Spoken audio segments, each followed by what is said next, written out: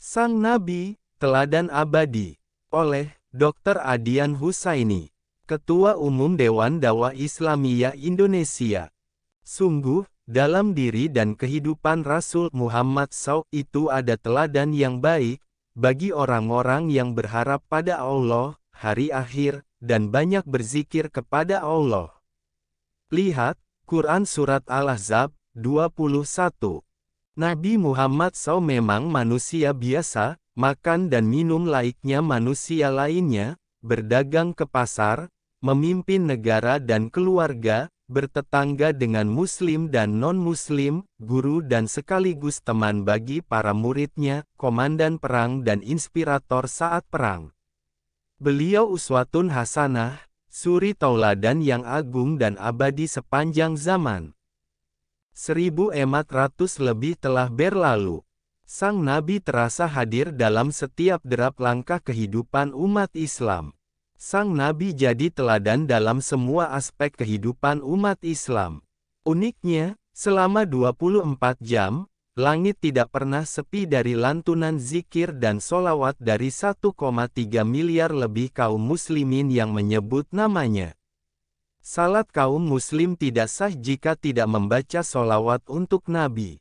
Tidak ada satu manusia pun yang menduduki tempat terhormat seperti ini.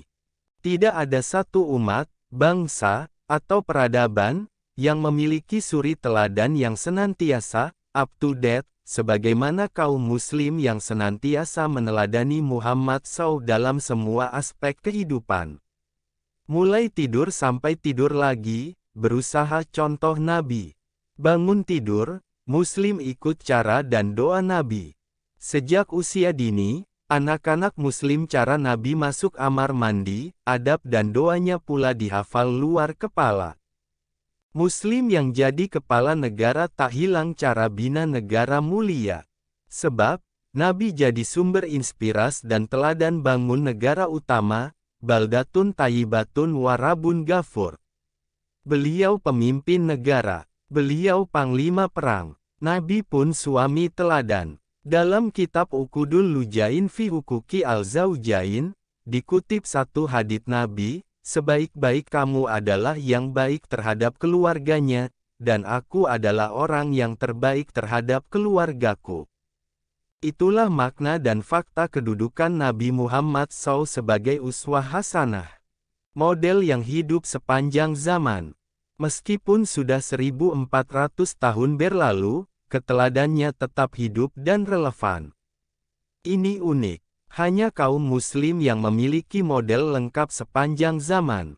Sekagum-kagumnya kaum komunis terhadap Karl Marx, mereka tidak menjadikan Karl Marx sebagai teladan dalam seluruh aspek kehidupan. Mereka tidak akan bertanya, bagaimana cara Karl Marx tidur, bagaimana cara Karl Marx berkeluarga, bagaimana cara Karl Marx bertetangga, dan bagaimana cara Karl Marx memimpin negara. Bagi bangsa Amerika, Thomas Jefferson dianggap sebagai the prophet of this country. Tapi, mereka tidak akan bertanya bagaimana cara Thomas Jefferson menggosok-gosok gigi. Kaum Yahudi mengagungkan David dan Solomon. Tapi, anehnya, mereka menggambarkan sosok David dalam Bible sebagai seorang pezina, yang berselingkuh dengan Batsheba, istri panglima perangnya sendiri. Bahkan, dengan liciknya David menjerumuskan suami Batsheba, Uria, dalam peperangan sehingga menemui ajalnya. Itu dilakukan agar David bisa mengawini Batsheba. Sosok Solomon juga digambarkan dalam Bible sebagai penyembah berhala, karena terpengaruh oleh istri-istrinya. Tokoh dan pemimpin Yahudi, Yehuda, pun merupakan pezina yang menghamili menantunya sendiri bernama Tamar. Kaum Nasrani sangat mengagungkan Yesus Kristus. Tetapi, mereka juga tidak menjadikan sosok Yesus sebagai teladan dalam seluruh aspek kehidupan. Sebab, Yesus sudah mereka angkat sebagai Tuhan, dan bukan lagi manusia. Karena itu, mereka tidak akan bertanya, bagaimana cara Yesus membina rumah tangga dan mengasuh anak. Sebab, Yesus dalam kepercayaan mereka, bukanlah manusia, tetapi Tuhan atau anak Tuhan. Karena itulah Al-Quran menjelaskan, bahwa salah satu karunia Allah yang sangat besar kepada kaum mukmin adalah diutusnya seorang rasul dari kalangan mereka sendiri. Rasul itu manusia, bukan malaikat, dan bukan anak Tuhan atau setengah Tuhan. Bedanya, rasul yang mulia itu menerima wahyu dari Allah. Sebesar apapun cinta kaum muslim kepada sang nabi, tak pernah terlintas di benak kaum muslim untuk mengangkatnya sebagai manusia setengah Tuhan atau anak Tuhan. Lihat, Quran Surat Ali Imran, 164, Al-Kahfi, 110. Tantangan kenabian. Sebagaimana para nabi lainnya, tugas dan misi utama para nabi adalah mengajak manusia untuk bertauhid, hanya menyembah Allah, dan meninggalkan sesembahan lainnya. Quran Surat An-Nahl, 36. Tegakkan tauhid, tinggalkan kemusyrikan. Itulah misi utama kenabian. Manusia dibimbing untuk mengenal dan menyembah Tuhan yang sebenarnya. Misi utama dakwah inilah yang mendapatkan tantangan hebat dari berbagai kalangan musyrik dan kaum kafir. Bisa dimaklumi, sejak awal menyampaikan misi dakwahnya, Nabi Muhammad SAW telah menghadapi tantangan yang sangat keras dari kaum Yahudi dan Nasrani. Sebab, ajaran yang dibawanya membongkar dasar-dasar kepercayaan Yahudi dan Kristen. Bagi kaum Muslim, Nabi Isa adalah utusan Allah untuk kaum Bani Israel, yang secara tegas mengabarkan akan datangnya Nabi terakhir, yaitu Muhammad SAW. Bahkan, orang-orang yang menuhankan Isa AS oleh Nabi Muhammad SAW secara tegas dikatakan sebagai kaum kafir. Quran Surat Ash-Shaf, 6, Al-Maidah, 72-75. Dalam bukunya, Muhammad, A Biography of the Prophet, Karen Armstrong mengungkap bagaimana sejarah kebencian kaum Kristen Barat terhadap Muhammad SAW, yang berurat berakar dalam sejarah. Dalam legenda-legenda di zaman pertengahan di Barat, Muhammad digambarkan sebagai tukang sihir, penderita penyakit epilepsi ayan, seorang yang dikuasai roh jahat, dan penipu berdarah dingin. Kehidupan seksnya digambarkan penuh birahi. Tokoh-tokoh Kristen Barat ketika itu berusaha menciptakan legenda bahwa Islam adalah pecahan Kristen. Konon, ada seorang heretik Kristen yang menyimpang bernama Sergius yang bertemu Muhammad dan mengajarkan versi Kristen yang menyimpang. Karen Armstrong menyebut sikap Barat terhadap Islam yang tidak sehat sebagai skizofrenik dan Islamofile. Paus Clement kelima tahun 1305 sampai tahun 1314 menyebut kehadiran Islam di wilayah Kristen sebagai satu penghinaan terhadap Tuhan. Di abad pertengahan, banyak orang Kristen Barat masih menganggap bahwa kaum Muslim adalah penyembah Muhammad sebagaimana kaum Kristen menyembah Kristus. Dalam karyanya, History of Charlemagne, Sudo Turpin menggambarkan kaum Muslim, Saracen, sebagai penyembah dewa Mahomet, Apollo, dan Terfagan. Pada abad ke-12, Peter the Venerable dari biara Cluny, mulai melakukan kajian yang lebih serius tentang Islam. Peter membentuk tim penerjemah yang menerjemahkan buku-buku Islam ke dalam bahasa Latin. Proyek terjemahan Al-Quran dalam bahasa Latin pertama selesai tahun 1143 di bawah koordinasi Robert of Catton. Peter terkenal dengan semboyannya agar dalam menghadapi kaum Muslim, jangan menggunakan kekerasan, senjata, atau kebencian. Tetapi, gunakanlah logika, kata-kata, dan kasih. Tetapi, orang seperti Peter the Venerable pun, menurut Armstrong juga mengidap mentalitas skizofrenik yang anti-Islam. Ketika Raja Louis ke-7 dari Perancis memimpin Perang Salib II tahun 1147, Peter mengirim surat yang meminta Louis membunuh sebanyak mungkin kaum Muslim sebagaimana Moses dan Yosua membunuh kaum Amorit dan Kanaan. Di era modern, rasa dengki dan permusuhan terhadap Nabi Muhammad SAW pun tak pernah pupus.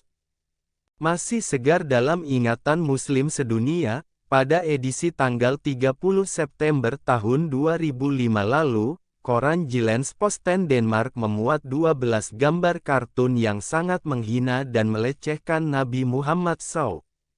Dalam satu kartu digambarkan Nabi tampil dalam sorban yang bentuknya mirip bom yang dipasang pada bagian kepalanya. Tentu, maksudnya, si pembuat kartun berusaha menggambarkan Nabi terakhir itu sebagai sosok teroris. Pada kartun lain, Nabi SAW digambarkan sedang berteriak kepada sejumlah orang, "Berhenti, kita sudah kehabisan perawan." Beberapa waktu sebelumnya, Ratu Denmark, Margrethe II, juga sudah mengumumkan perang terhadap Islam. Kata sang ratu, "Selama beberapa tahun terakhir ini, kita terus ditantang Islam, baik secara lokal maupun global. Ini adalah sebuah tantangan yang harus kita tangani dengan serius. Selama ini kita terlalu lama mengambangkan masalah ini karena kita terlalu toleran dan malas, kita harus menunjukkan perlawanan kita kepada Islam dan pada saatnya, kita juga harus siap menanggung resiko mendapat sebutan yang tidak mengenakan, karena kita tidak menunjukkan sikap toleran." Biografi Ratu Margrethe II, April tahun 2003, dikutip dari Republika, tanggal 7 Februari tahun 2006. Konsili Vatikan II, tahun 1962 sampai tahun 1965, menjadi tonggak baru bagi Gereja Katolik dalam pendekatan terhadap agama-agama lain, termasuk kepada umat Islam. Doktrin Nostra Aetate memuat kata-kata simpatik terhadap umat Islam dan mengajak kaum Muslim melupakan konflik-konflik masa lalu. Tapi, secara teologis, tokoh Gereja Katolik tetap menegaskan perbedaan mendasar antara Islam dan Kristen. Paus Benediktus ke-16, yang mundur pada 2013, misalnya, dikenal tegas dan lugas pandangannya terhadap Islam.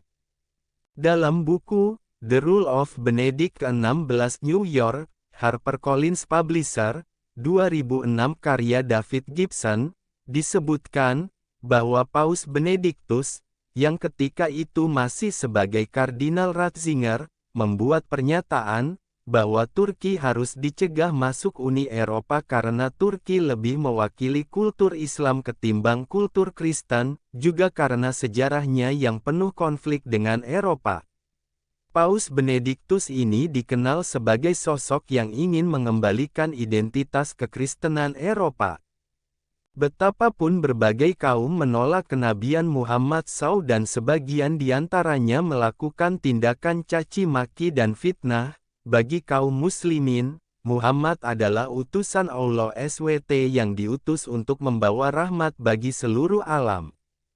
Nabi Muhammad SAW memang membawa rahmat, karena membawa agama Islam, yang mengandung ajaran-ajaran yang sesuai dengan fitrah manusia.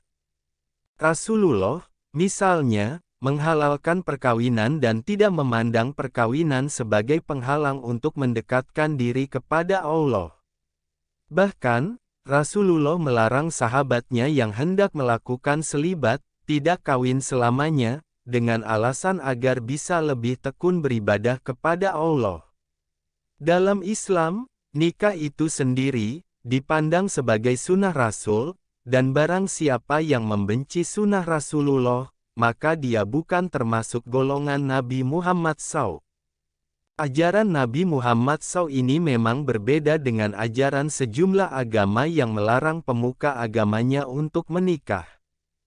Dalam Katolik, misalnya, masalah selibat, larangan kawin bagi pastor, masih terus menjadi bahan perdebatan. Dalam buku The Rule of Benedict ke-16, David Gibson menyebutkan sebuah survei tentang selibat di kalangan pemeluk Katolik di AS. Pada tahun 1985, sebanyak 63% menyatakan bahwa sebaiknya soal menikah atau tidak menikah adalah satu pilihan bagi pastor, bukan suatu paksaan. Tahun 2005, jumlah yang berpendapat seperti itu meningkat menjadi 75%, dan lebih dari 80% responden berpendapat, pastor yang sudah menikah dan keluar dari kepastoran sebaiknya diberi kesempatan menjadi pastor kembali. Nabi Muhammad SAW memang diutus untuk menjadi rahmat bagi seluruh alam. Quran Surat Al-Anbiya, 107.